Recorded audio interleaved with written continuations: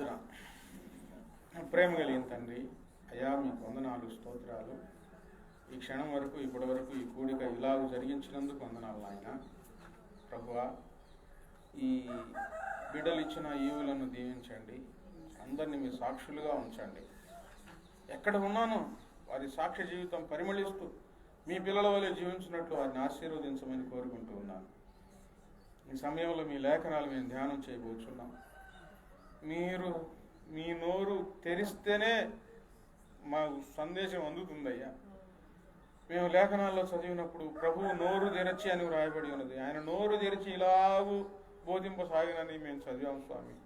ఈ సమయంలో మీరు నోరు తెరిచి ఈ మాటలతో నా నోరు నింపి శబ్దయంత్రం ద్వారా కూర్చొని ఉన్న పిల్లలతో మీరు మాట్లాడి మమ్మల్ని ఇంకనూ నూతనపరచండి, ఇంకనూ ఉజ్జీవింపచేయండి. నిరాశలను, కృంగుదలను యేసు నామములో కాల్చివేయండి ప్రభువా. ఉజ్జీవం దయచేయండి అయ్యా. మీరే మాట్లాడమని యేసయ్య నామములో ప్రార్థించి అతి వినయముగా వేడుకొని ఈ వాక్యం ప్రారంభిస్తున్నాను స్వామి. ఆమేన్. ప్రేమగల దేవుడు, జాలిగల దేవుడు, నన్ను ప్రేమించినాడు, నన్ను క్షమించినాడు. ఆహా ఆనందమే, ఓహోహో సంతోషమే. ప్రేమగల దేవుడు, జాలిగల దేవుడు, నన్ను ప్రేమించినాడు, నన్ను క్షమించినాడు. ఆనందమే, ఓహోహో సంతోషమే.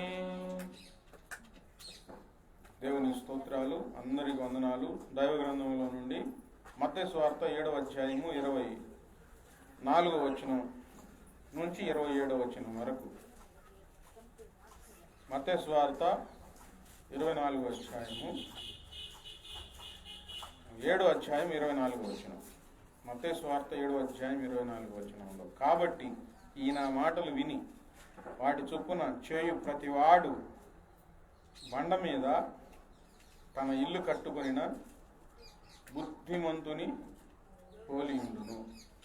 వాన కురిసెను, వరదలు వచ్చెను, గాలి విసిరి ఆ ఇంటి మీద కొట్టెను, కానీ దాని పునాది ఆ బండ మీద వేయబడిన కనుక అది పడలేదు.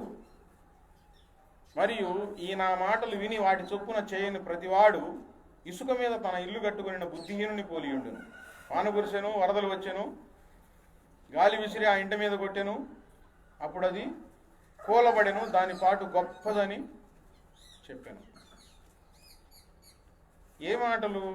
మత్తయి సువార్త 7వ అధ్యాయం 5వ అధ్యాయంలో నుంచి చదివితే ఎవరు ఎన్నడూ చెప్పని క్రొత్త విషయాలు ఈ ప్రపంచానికి యేసు ప్రభు వారు చెప్పారు.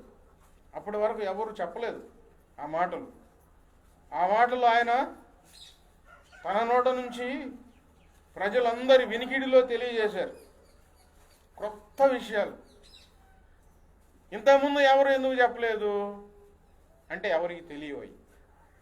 ప్రపంచాన్ని పుట్టించినది, ప్రపంచంలో మనుషులను పుట్టించినది, మనిషికి తెలివినిచ్చింది, జంతువులకు తెలివినిచ్చింది, పక్షులకు తెలివినిచ్చినది ఆయనే.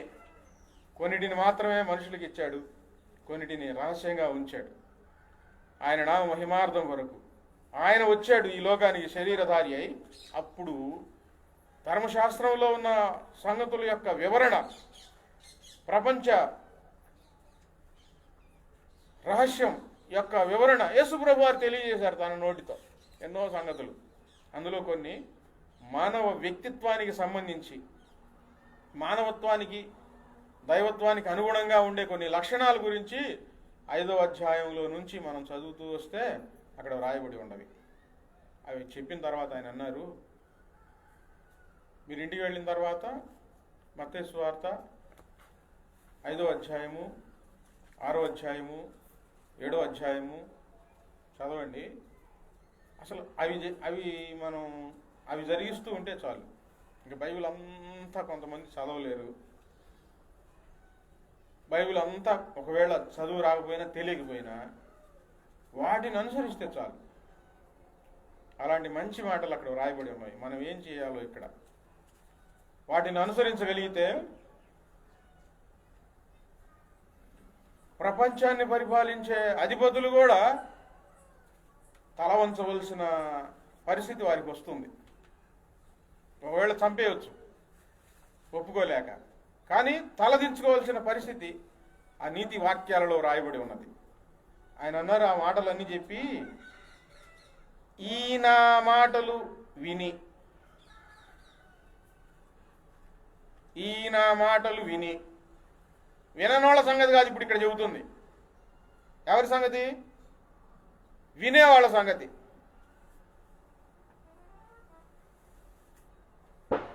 ఇప్పుడు ఆదివారం దైవ సన్నిధానమునకు వచ్చి ఏం చేస్తారు? ఇక్కడ పాటలు పాడతారు, తర్వాత సాక్ష్యం చెప్తారు, కానుకలు ఇస్తారు, తర్వాత వాక్యం వింటారు. కొంతమంది బయట ఇళ్లలో ఉండి వింటూ ఉంటారు, రాలేని వాళ్ళు. ఇక్కడికి వచ్చి వాక్యం విన్నా, ఇళ్లలో కూర్చొని వాక్యం విన్నా, వినేవారికి చెప్తున్నాడు ఆయన, వినని వారికి కాదు. వినని వారికి ఏ ఇబ్బంది లేదు. విని, ఈ మాటలు విని వాటి చొప్పున చేయు ప్రతివాడు బండ మీద ఇల్లు కట్టుకొని ఉంటాడంటండి.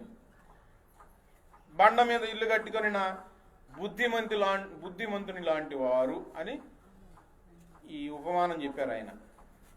బండ మీద ఇల్లు కట్టుకుంటే దానికి ఎక్కువ పునాది తీయాల్సిన అవసరం లేదు, భయపడాల్సిన అవసరం లేదు కుంగిపోతుందని. బుద్ధిమంతుడంట కొంచెం ఆలస్యమైనా ఎక్కడ ఇల్లు కట్టుకుంటాడు? బండ మీద. ఇప్పుడు ఇండ్లు కట్టుకోవడానికి పునాది తీసేటప్పుడు లోపల నేలలో గట్టి తగిలే వరకు పునాది తీస్తారు. కొంతమంది ఏం చేస్తారంటే నిర్లక్ష్యంగా కొంచెం తీస్తే చాలే అని గట్టిదనం తగిలే వరకు తీయకుండా పైనే పునాది తీస్తారు. అది కొన్ని రోజులకు వెంటనే కుంగిపోయింది. బుద్ధిమంతుని గురించి చెప్పారు ఇక్కడ. విని వాటి చొప్పున చేయు ప్రతివాడు. ఇప్పుడు దేవుని మాటలు వినడం వరిగేనా?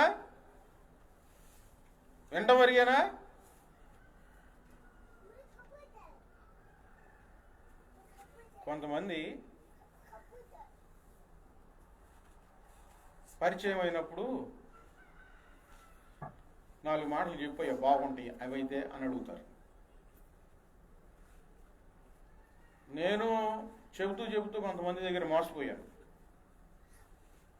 వాళ్ళు బాగా వింటున్నారని చెబుతూ ఉంటే భలే ఉన్నాయి అయ్యా, బాగున్నాయి అయ్యా, బాగున్నాయి. ఎక్కడున్నా విజయమ్మ? వందనాలు. ఫోన్లో వచ్చిందిలే. నేను ధారాళంగా చెప్తున్నా, యేసు ప్రభు అది భూమి ఆకాశం అంతం, ఆది అంతం, వీటి గురించి చెప్తా ఉంటే మొత్తం వింటా ఉన్నాడు చక్కగా. ఇంతకు బాప్తిసం ఎప్పుడు తీసుకుంటావు అని అడిగితే నాకెందుకు బాప్తిసం అని అన్నాడు. మరి ఇప్పుడు దా బాగానే వింటున్నావుగా అంటే ఆ మాటలు వినటానికి చాలా బాగుంటాయి. అతని జీవితం ఏంది? యేసు ప్రభు వారి మాటలు వినడం వరకే. ఎక్కడి వరకు? వినడం వరకే. వింటుంటే బాగుంటాయి. మైకులో వినపడుతున్నా మంచం మీద పండుకొని చుట్టగాలుస్తా ఆ మాటలు వింటా ఉంటాను. చక్కగా చెబుతున్నారు, చుట్టగాలుస్తా ఆ మాటలు వింటా ఉంటారు. వినడం వరకే. యేసు ప్రభు వారు ఏం కోరుకున్నారు? విని వాటి చొప్పున చెయ్యాలి. మీరు వినువారు మాత్రమై ఉండక కొంతమంది జీవితం ఏంది? వినేవారే, ఊరకు వినడం మట్టుకే. యేసు ప్రభు వారు వెంట కూడా గుంపులు ఉన్న జనంలో ఒక గుంపు వాళ్ళు ఉన్నారు. వింటారు, ఏం చెప్తున్నాడో వింటారు. విని వెంటనే వాదన పెట్టుకుంటారు, వంక చూపించడానికి వింటా ఉంటారు. జీవితం సరి చేసుకోవడానికి వాళ్ళు వినరు. యేసుప్రభు వారు పక్కనే ఉన్న ఆయన కూడా బాధపడ్డారు. ఆయన పక్కనే ఉంటారు. యేసుప్రభు వారు ఏం చెప్తున్నా వింటారు. అంత విన్న తర్వాత ఏమన్నారంటే, ఇవి దయ్యం పట్టిన వాని మాటలు కావా అని అన్నారండి యేసుప్రభు వారినే. అందుకని విశ్వాసులకు భవిష్యత్తులో చాలామంది వినేవాళ్ళు ఉన్నారని ఆయన ఏమన్నాడంటే, మీరు వినువారు మాత్రమై ఉండక. నిన్న ఒక ప్రార్థనకు వెళ్ళాను. నిన్న ఉదయం ప్రార్థనకు వెళ్తే ఒక పాస్టర్ గారు వాక్యం చెప్తా ఉన్నాడు. వాళ్ళ ఊర్లో 30 మంది వెళ్ళి ఆ పేటలో బాప్తిసం తీసుకున్నారంట. 30 మంది బాప్తిసం తీసుకోవడం చాలా మంచిది. ఒక నెల 2 నెలలు అయిందో లేదో, ఒక్కడు కూడా మళ్ళీ సరిగ్గా లేడంట. అందరూ మందు తాగుతున్నారంట. పాస్టర్ గారు ఆయన వాళ్ళ దగ్గరికి వచ్చి, అయ్యా మీరు బాప్తిసం తీసుకున్నారు, ఈ మందు ఎందుకు తాగుతున్నారు? తప్పు కదా, క్రమంగా దేవుని సన్నిధిలో ఉండాలి కదా, పరిశుద్ధంగా జీవించాలి కదా. బాప్తిసం అంటే పాప జీవితాన్ని విడిచిపెట్టడం కంటే. మేము వెళ్ళాము, ఆయన ఇచ్చాడు, మేము తీసుకున్నామని అన్నారండి. మేము వెళ్ళాము, ఆయన ఇచ్చాడు, మేము తీసుకున్నాం అన్నారండి. ఇంకొక విషయం చెప్పాడు. 15-16 సంవత్సరాల క్రితం ముగ్గురికి బాప్తిసం తీసుకున్నవాళ్ళు రాత్రిపూట మీటింగ్ అయిపోయి నడిచి ఆ కార్చొల్లు గ్రామం నడిచి వెళ్తా ఉంటే, బాప్తిసం తీసుకున్నవాళ్ళు ముగ్గురు ముందు వెళ్తా ఉంటే వాళ్ళు వెనకాల ఈయన వెళ్తా ఉన్నాడంట. ఈయన వాళ్ళు చూసుకోవాలా. వీళ్ళు బారుకి దసరా బుల్లోడు సినిమా అంతా చెప్పుకుంటా వెళ్తున్నారంటండి. ఈయన వెనకాల ఉండి చక్కగా ఎంటా ఉన్నాడంట. ఊరి దగ్గరకు వచ్చిన తర్వాత పలకరించి, మీరు బాప్తిసం తీసుకున్నారా? పాష గారు నువ్వెప్పుడు వచ్చావు అంటున్నారంట. ఈ బాప్తిసం తీసుకొని కొంతమంది ఎక్కడికన్నా వెళ్ళనివ్వండి, ఇక్కడికి రానివ్వండి, ఎక్కడికన్నా వెళ్ళనివ్వండి, జీవితంలో మార్పు లేదు, మార్పు రాదు. ఏంది కారణం? మాటలు వింటున్నారు అంతవరకే. వాక్యం విని మీరు వినువారు మాత్రమై ఉండక. యేసుప్రభు వారు ఆ రోజుల్లో ఎందుకు చెప్పారు ఆ మాట? విని వాటి చొప్పున చేయు ప్రతివాడు బండ మీద తన ఇల్లు కట్టుకొనిన బుద్ధిమంతుని పోలి ఉంటాడు అని ఎందుకు చెప్పారు ఆ రోజుల్లో? వాళ్ళు కూడా అక్కడ యేసుప్రభు వారి దగ్గరే ఉండి, ఇప్పుడు ఇక్కడ నేను మాట్లాడుతున్న మనిషిని మాట్లాడిస్తుంది దేవుడు. ఆ రోజు ఆయన దేవుడై ఉండి, శరీరధారి అయి ఉండి ఈ లోకంలో ఆయనే స్వయంగా తన మనసులో ఉన్న ఉద్దేశాలు, మానవులు జీవించవలసిన విధానం గురించి అంత చక్కగా చెప్తుంటే ఆయనకి ఎంత బాధ కలిగిందోనండి. ఎంత బాధ కలిగిందో, ఎంత బాధ కలిగి ఆ మాట చెప్పారో. వినువట్టుకే కాదు, విని ఏం చేయాలి? మార్పును అందాలి. మార్పును అందకపోతే తర్వాత ఉంది వాక్యం, తర్వాత చెప్తాను. ఇప్పుడు మొదట మీరు విని, నా మాటలు విని దాని ప్రకారం చేయు ప్రతివాడు బండ మీద ఇల్లు కట్టుకొనిన బుద్ధిమంతులు. ఆసుపత్రి వద్ద ఒకతని యేసుప్రభు వారి గురించి చెప్తా ఉన్నాను. ఆయన యేసుప్రభు వారి గురించి చాలా చక్కగా తలకాయ ఊపుతూ వింటా ఉన్నాడు. పక్కన వాళ్ళ ఆవిడ ఉంది. ఈయన బాగా వింటున్నాడు కదా అని చెప్పి నేను చెప్తా ఉన్నాను. విననోళ్ళకి చెప్పి అనవసరం. ఏమి ఉపయోగం విననోళ్ళకి? వింటా ఉన్నాడు కదా అని నేను చెప్పిన తర్వాత మధ్యలో ఆయన ఏమన్నాడంటే, వాళ్ళ ఆవిడని పిలిచి, ఇప్పుడు నేను మాట్లాడుతున్నాను, ఆయన తలకాయ ఊపుతున్నాడు, నాకేమనిపిస్తుంది? ఈయన వింటున్నాడు కదా అని చెప్పి నేను ఇంకా చెప్తా ఉన్నాను. వినేవాళ్ళకి చెప్పాలా అని. సగంలో ఆయన వాళ్ళ ఆయన విడిచి, ఏంది అబ్బాయి చెబుతుంది అన్నాడు. నాకు మతి భ్రమించినట్లయిపోయింది. అంటే మైండ్ పోయింది అని అర్థం. ఏంది అబ్బాయి చెబుతుంది అనేసరికి ఇప్పుడు దాకా వింటానే ఉన్నాడు కదంటే, ఏందమ్మా అడిగితే ఆయనకి వినపడదులయ్యా, అయ్యా ఈ చెవిటోడుగా నేను చెప్పింది అనిపించింది. కొంతమంది వింటా ఉంటారు కానీ పాము కూడా తలకాయ ఊపుతూ ఉండిద్దంట, శంఖం వస్తూ ఉంటే అది ఏమాత్రం చలించదంట. ఎందుకనంటే అది చెవిటి పాము. వాక్యంలో రాయబడి ఉంది ఒక చోట. ఎంత ఊదుకొని ఏం ఉపయోగం? చెవిటి పాము లేదు, నాదు ఎంత ఊదుకొని ఏం ఉపయోగం? యేసు ప్రభు వారు ఎంత బాధపడి ఉంటారు, నా మాటలు విని వాటిని పాటించాలని. మీరు వినువారు మాత్రమై ఉండక మీరు ఏ లెక్కలోకి చేరాలి? ఇప్పుడు ఈ వింటున్న వాక్యము చెయ్యాలి. ఆదివారం ఆదివారం ఒక పాఠం.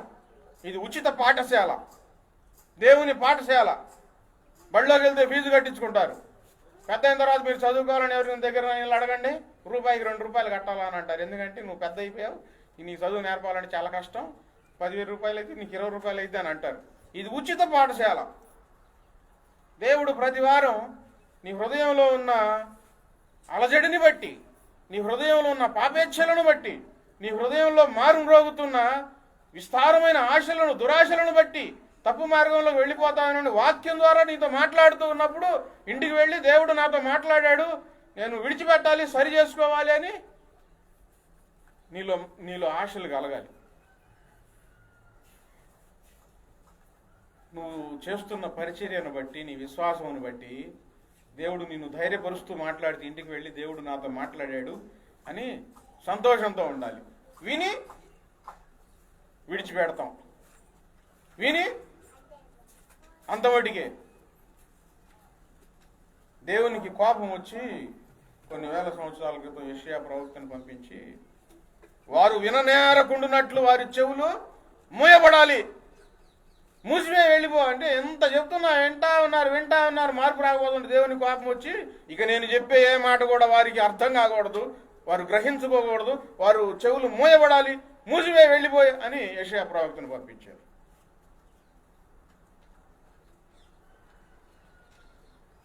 దేవుని మాటలు ఎక్కడ దొరుకుతాయండి? ఎవరు చెప్తారు? ఉన్నది ఉన్నట్లుగా ఎవరు చెప్తారు? దేవుని మాటలు చెప్పేవాళ్ళు ఉన్నారు, లేనిది చెప్పేవాళ్ళు ఉన్నారు, కలిపి చెప్పేవాళ్ళు ఉన్నారు. ఉన్నది ఉన్నట్లు చెప్పేవాళ్ళు దగ్గర నీ వాక్యం నీకు వినబడుతూ ఉన్నప్పుడు ఆ వాక్యాన్ని బట్టి నీ జీవితాన్ని ఏం చేసుకోవాలంటే సరి చేసుకోవాలి. సరి చేసుకుంటూ నువ్వు మార్పు నొందుతూ ఉంటే నీ ఆత్మీయ జీవితం యేసయ్య అనే బండ మీద కట్టబడుతూ ఉంటుంది. వానలు 3 విషయాలు చెప్పారు: వాన, వరద, గాలి. వాన వచ్చిందనుకోండి ఏం కాదు, అంటే కొంచెం శ్రమలు వస్తే ఏం కావు. వరద, ఎక్కువ శ్రమలు వచ్చినాయి, కొంచెం శ్రమలు వచ్చినప్పుడు తట్టుకొని నిలవబడతారు. ఇంకా పెద్ద శ్రమలు వస్తే అప్పుడు అర్థమైంది అనమాట, ఊగుతా ఉండిద్ది. దానికి తోడు గాలి, వరదకు తోడు గాలి తోడైంది అనుకోండి, ఇక కప్పులు లేచిపోతాయి, పునాదులు లేచిపోతాయి, అన్నీ లేచిపోతాయి. చూడండి, ఈ 20 రోజుల వర్షానికి 2 రోజుల క్రితం చూసిన ఊరులా కనబడట్లేదు, చెరువుల్లా కనబడుతున్నాయి. సిమెంట్ రోడ్లు లేచిపోతాయా? సిమెంట్ రోడ్లు ఎందుకు వేసేది? గట్టిగా ఉంటాయని. సిమెంట్ రోడ్లు కనబట్టలా, ఇల్లు కనబట్టలా, కొట్టుకొని పోయిన మనుషులు కనబట్టలేదు. 3 తోడైన ఏంటంటే వాన, వరద, గాలి. ఈ 3 తోడైనా సరే, మనం దేవుని మాటల ప్రకారం జీవిస్తే ఎవ్వరూ కదిలించలేరు. నీతిమంతుడు ఎన్నడూ కదిలించబడడు. హల్లెలూయా. ఏది కదిలించలేదండి మన ఆత్మీయ జీవితాన్ని. దృఢంగా ఉండగలుగుతాం. దేవుని మాటల ప్రకారం మనం విని వాటిని మన జీవితంలో ఆచరణలో పెట్టగలిగితే ఎవ్వరు ఏది మనల్ని కదిలించలేదు. ఇక అంతే, ధైర్యంగా సింహం వల్ల ధైర్యంగా ఉండగలుగుతాం. చిన్న శ్రమలు వచ్చినాయి. ఇప్పుడు రెండవది ఏంటంటే, నా మాటలు విని వాటి చొప్పున చేయని ప్రతివాడు. చేసేవాళ్ళు ఉన్నారు, దేవుని మాటల ప్రకారం చేసేవాళ్ళు ఉన్నారు, దేవుని మాటల ప్రకారము విన్నారు వాటి ప్రకారం చేయట్లా. అసలు వినకపోతే తెలియక చేశారని అనుకుంటాం. విని కూడా చేయకపోతే చెప్పండి, విని కూడా చేయకపోతే అది ఎంత తప్పు?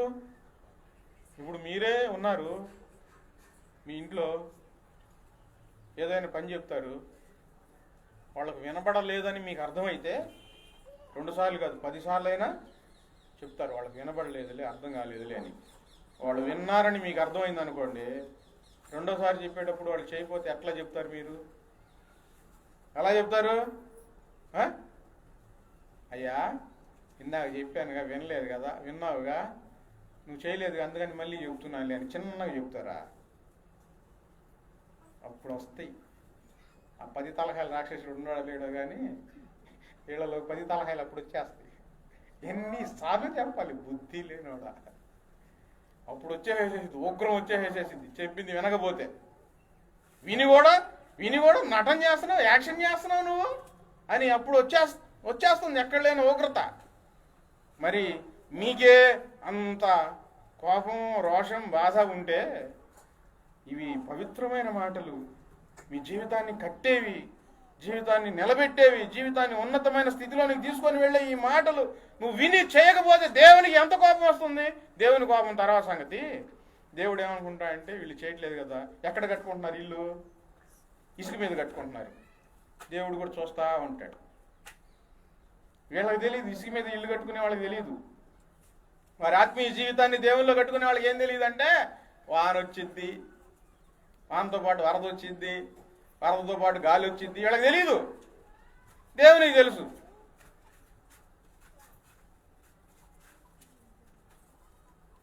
ఆత్మీయ జీవితంలో దేవుల్లో కొనసాగుతున్నామంటే సాతాను గాడు ఊరుకోడు, వాడు తుఫానులు రేపుతాడు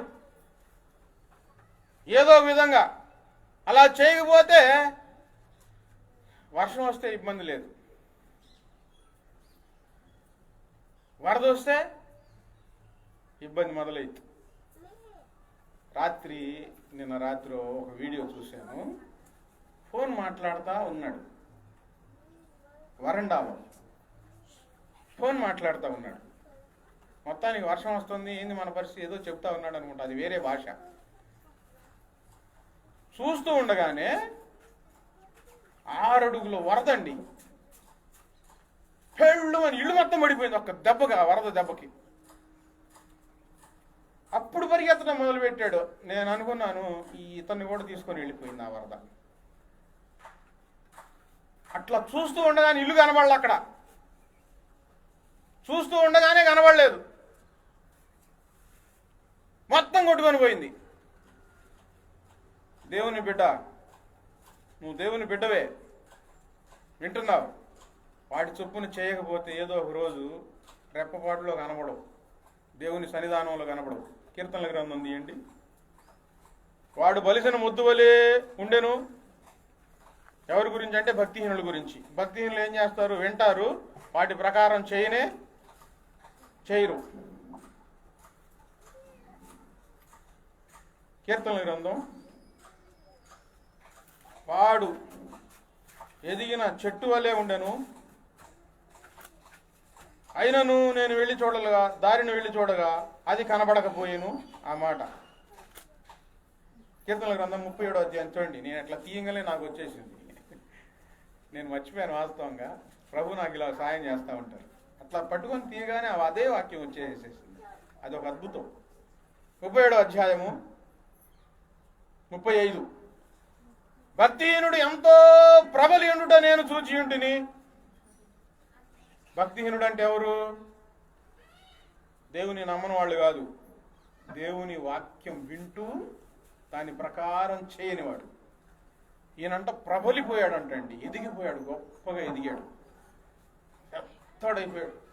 ఈ జనం అందరూ అనుకుంటున్నారు గొప్పోడు, పెద్దోడైపోయాడు, గొప్పోడు అనుకుంటా ఉన్నాం. 36 వచనంలో, అయినను ఒకడు దారిని పోయి చూడగా వాడు లేకపోయాను, నేను వెతకి తినగాని వాడు కనబడకపోయాను. ఏమయ్యాడు? పట్టుకొని పోయాడు వరదలు.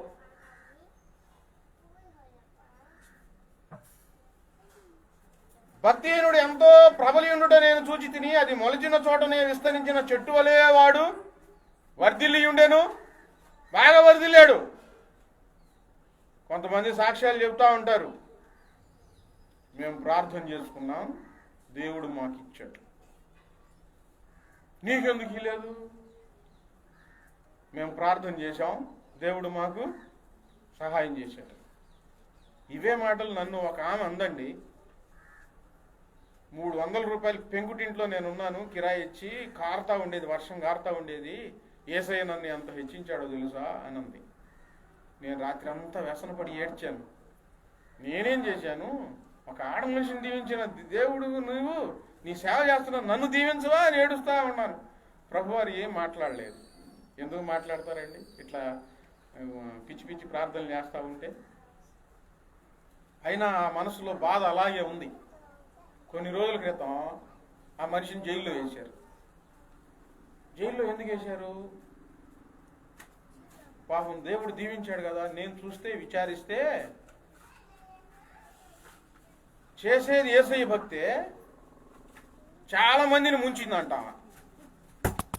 రియల్ ఎస్టేట్ వ్యాపారం చేసి, చీట్లు వేసి. ఒకరోజు ఏమైంది? ఊడిపోయి ఎక్కడుంది? జైల్లో ఉంది. దేవునికే ప్రార్థన చేస్తుంది, దేవునికే ఆరాధన జరిగిస్తుంది, దేవునికి కానికిస్తుంది. కానీ జీవితంలో మోసం, అబద్ధం, కపటం, దగ ఇవన్నీ లేవు, ఇవన్నీ తీసివేయలేదు. యేసయ్య మాటలు వింటానే ఉంది. మళ్ళీ ఏం చెప్తున్నాడు? యేసయ్య దీవించాడు. యేసయ్య దీవించకుండా ఉండడు. నీతిగా యథార్థంగా జీవిస్తూ ఉంటే ఏదో ఒక రోజు ఖచ్చితంగా ఆశీర్వదిస్తాడు. హల్లెలూయా. మా అన్యమా అక్కడికి వెళ్ళబాగా ఆశీర్వదిస్తాడు. కానీ వంకర మార్గంలో సంపాదించి దేవుడు దీవించాడంటే ఒకరోజు ఏం చేస్తాడంటే, ఉన్న పాటున రెప్పపాటులో నేను వెతికి తిని కానీ వాడు కనబడలేదు. ఇప్పుడు మన ఇల్లు బండ మీద కట్టుకున్న బుద్ధిమంతుల వలె మనం జీవించాలి అంటే దేవుని మాటలు వింటున్నాం కదా, 10 మాటల్లో ఒక్క మాటను అర్థం చేసుకొని దాని ప్రకారం జీవించడానికి నువ్వు ప్రయత్నం చేయాలి. ప్రభువా నేను జీవించలేకపోతున్నాను, సాయం చేయని ప్రార్థన చేయాలి. కీర్తనల గ్రంథంలో దావీదు ఏమంటాడు? దేవుని వాక్యాలన్నీ చదువుకున్నాడు. ఆయన చదివి ఆయన అంతటికి ఆయన అని అంటున్నాడు, ప్రభువా ఈ వాక్యాలన్నీ అనుసరించాలంటే నాకు బుద్ధి లేదు, నా బుద్ధి చాలదు, నాకు బుద్ధి దయచేయి ప్రభువా అని ప్రార్థన చేసుకున్నాడు. హల్లెలూయా. మనం బుద్ధిమంతులం అవ్వాలంటే మనకు బుద్ధి కావాలి. యేసు ప్రభువారు చెప్పారు, అతను బుద్ధిమంతుని పోలి ఉండును అని చెప్పారు. బుద్ధిమంతుని పోలి ఉన్నాడంట. వాక్యం అంతా విని మీరు ఇళ్ళకు వెళ్ళి ఏముందులే పాష్ గారు చెప్పారు, ఆయన చెప్పింది చెప్పాలి కదా, మనం చేసేది మనం చేయాలి కదా అని అనుకున్నారనుకోండి, ఎక్కడ ఇల్లు కట్టుకుంటున్నారంటే, ఎక్కడ కట్టుకుంటున్నారు? ఇసుక మీద. వాన వచ్చినప్పుడు, వరద వచ్చినప్పుడు, గాలి వచ్చినప్పుడు కొట్టుకొని పోతారు. నేను చూసినా కనబడరు. ఎక్కడున్నారు ఇల్లు? ఎక్కడ కనబడరు. దేవుని సన్నిధిలోనే కనబడలేరు. ఇంట్లో కూడా ప్రార్థన ఉండదు.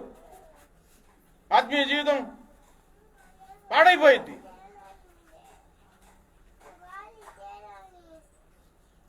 ఈ మాటలన్నీ నమ్మిన వాళ్ళకి కాదు, నమ్మిన వారితోనే. అధికమైన తలనొప్పి ఎవరితో వచ్చిందో తెలుసా? బయట వాళ్ళతో కాదు, ఇంట్లో వాళ్ళతోనే వచ్చింది. బయట వాళ్ళతో వచ్చే తలకాయ నొప్పి కంటే ఇంట్లో వాళ్ళతోనే తలకాయ నొప్పి ఎక్కువ. వాళ్ళు ఎవరంటే మనం చెప్పిన మాట వినని. ఇప్పుడు 2 అక్కాయిలు, ఒక ఆయన ఉన్నాడు, ఆయనకి 2 అక్కాయిలు. భార్య వదిలేసింది, చెప్పిన మాట వినకపోతే చూసి చూసి చూసి ఆమె వదిలేసేసేసి. ఎంత చెప్పినా వింటలే ఆయన. విడిచిపెట్టింది. అక్కాయిల దగ్గరికి చేరాడు.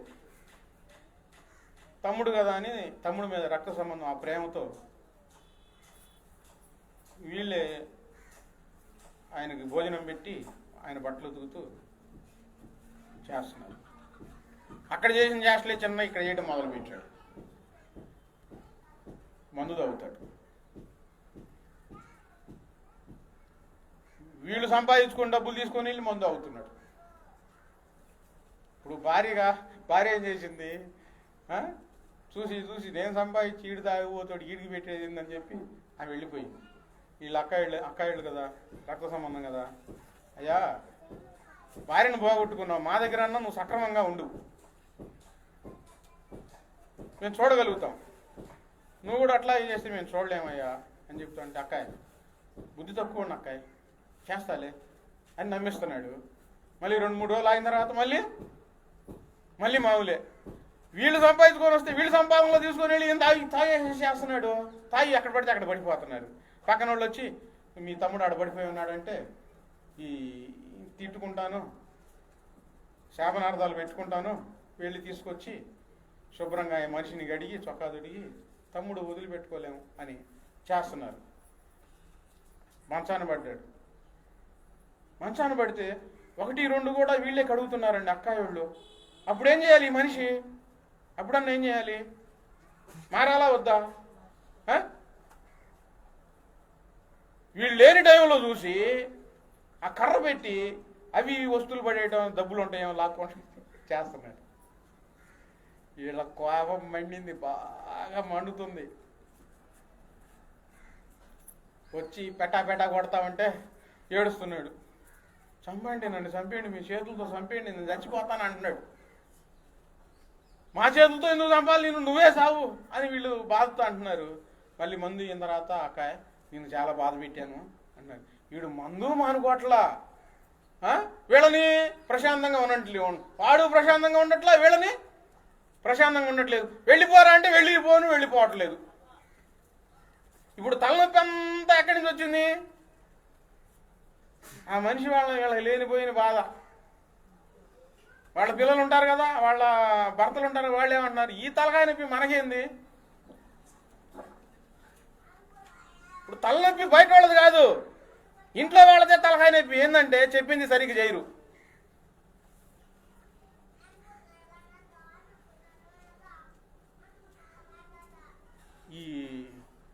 ఈ మంచం తీసుకొని వెళ్ళి ఆ బరిగుడ్లు చావిళ్ళు వేసిన దాకా ఆ మనిషి మారలా. సరే బరిగుడ్లు చావిళ్ళు వేసి అక్కడన్నా మారతాడా అంటే అక్కడ కూడా మారలా.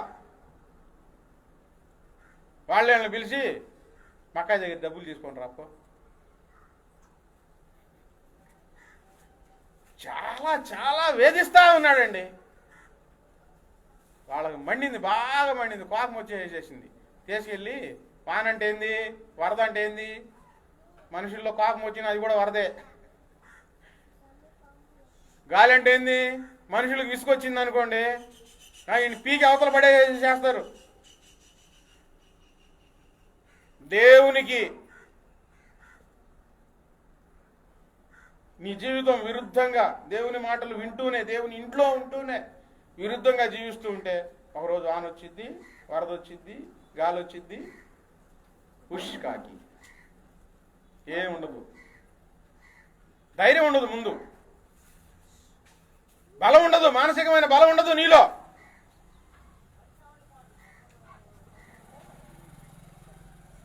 దావీదు ఉన్నాడు, సౌలు ఉన్నాడండి. సౌలు జీవితంలో మహాభయం వచ్చింది. దేవుని దగ్గరికి వెళ్ళలేక సోది చెప్పి ఆమె దగ్గరికి వెళ్ళాడు. నేను చస్తానా బతుకుతానా చెప్పు అని. ఎక్కడికి వెళ్ళినా దేవుని నిర్ణయం ఒకటే. ఆ సోది చెప్పి ఆమంది నువ్వు ఖచ్చితంగా చచ్చిపోతావంది. ఇంకా భయం ఎక్కువైపోయింది.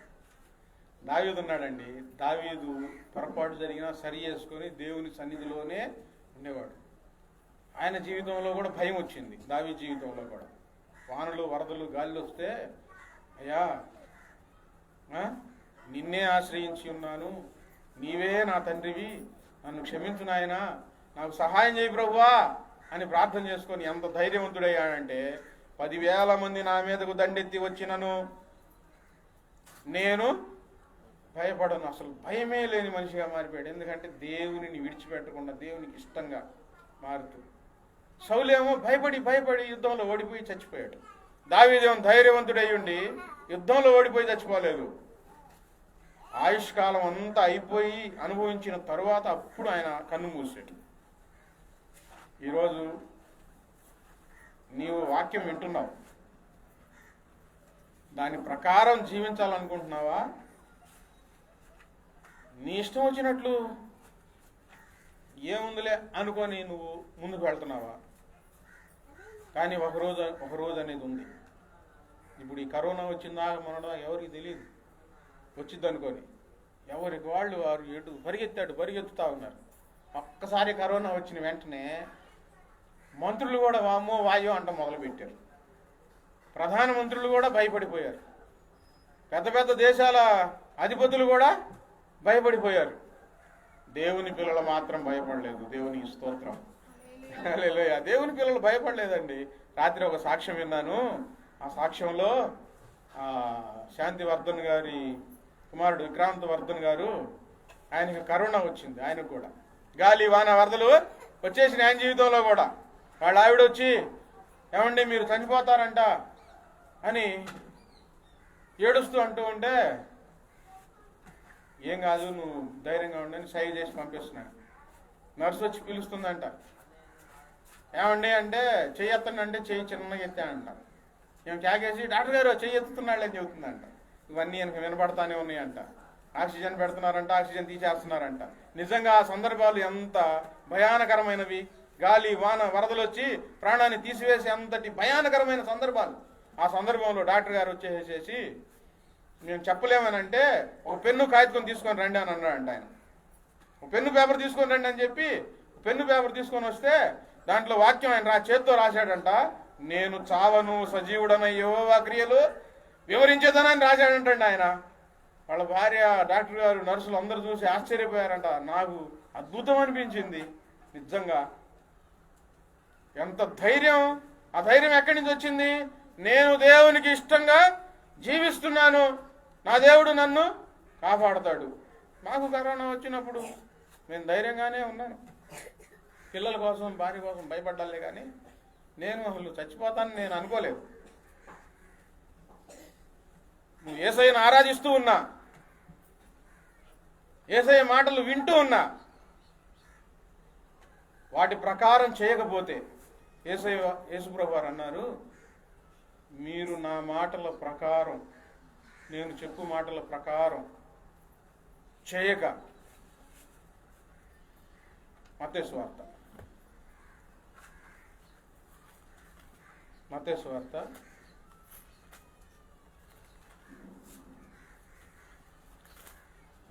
నేను చెప్పు మాటల ప్రకారము చేయకుండా ప్రభువా ప్రభువా అని నన్ను పిలుచుట ఎందుకు? లూకా సువార్తలో ఉందనుకుంటా. సరే, నేను చెప్పు మాటల ప్రకారము చేయకుండా ప్రభువా ప్రభువా అని నన్ను పిలుచుట ఎందుకు? ప్రభువా తన తండ్రి చిత్త ప్రకారం చేయకుండా ప్రభువా ప్రభువా నన్ను పిలుచు ప్రతివాడు దేవుని రాజ్యంలోనికి చేరలేడు. బాధ వస్తే యేసయ్యా యేసయ్యా, కష్టం వస్తే నాయనా తండ్రి అయ్యా అయ్యా అయ్యా అయ్యా. ప్రభువా యేసయ్యా అని ఎప్పుడు చెప్పగలగాలో తెలుసా? మన కష్టం వచ్చినప్పుడు, అయ్యా నేను నీ మాటల ప్రకారం నేను జీవిస్తున్నానయ్యా, ఇప్పుడు నువ్వు నాకు సహాయం చేయకపోతే ఎవరు సహాయం చేస్తారే అని గట్టి మనం పోట్లాడవచ్చు దేవుని దగ్గర. హిజ్కియాకి మరణకరమైన రోగం వచ్చింది. గాలి వానలు వరదలు అన్నీ హిజ్కియా జీవితంలోనికి వచ్చేసినాయి. అప్పుడు ఆయన అన్నాడు, ఒకప్పుడు నీ సన్నిధిలో నేను ఎలా జీవించానో చూడు ప్రభు అని ప్రాధేయపడ్డాడండి. ఆ ప్రార్థన ఆయనకు 15 సంవత్సరాల ఆయుష్ పెంచింది. అయ్యా ఒకప్పుడు నీ సన్నిధిలో నేను ఎంత యథార్థంగా నడుచుకున్నాడో చూడయ్యా అని ప్రాధేయపడ్డాడు, బ్రతిమలాడుకున్నాడు. దేవుని మాటలు విని వాటి ప్రకారం చేయకపోతే నీ అంత దౌర్భాగ్యమైన జీవితం ఇంకెవరికి ఉండదు. ఈరోజు కాకపోతే రేపైనా సరి చేసుకోవడానికి ప్రయత్నం చేయాలి. నువ్వు మారు మనసు పొందుతావని దేవుడు కూడా సమయం ఇచ్చాడు. ఈరోజు కాకపోతే రేపైనా వీళ్ళు మారతారులే. ఇప్పుడు రుబ్బురోలు ఉంది, దాంట్లో మినపప్పు వేస్తారు, రుబ్బుతా ఉంటారు. అన్ని గింజలు ఒకసారి నలుగుతాయా అమ్మా చెప్పండి? నలుగుతాయా? నలగని గింజలను మళ్ళీ ఏం చేస్తారు? చేయి పెట్టి లోపలికి నెడతా ఉంటారు. మొత్తం మెత్తగా మారాలి. అప్పుడు దాకా తీరు ఆ పిండి. గింజలు ఇంకా నలగలేదు అని అనుకుంటే ఏం చేస్తారు? మరలా రుబ్బుతానే మళ్ళా చేత్తో లోపలికి నెడతా ఉంటారు.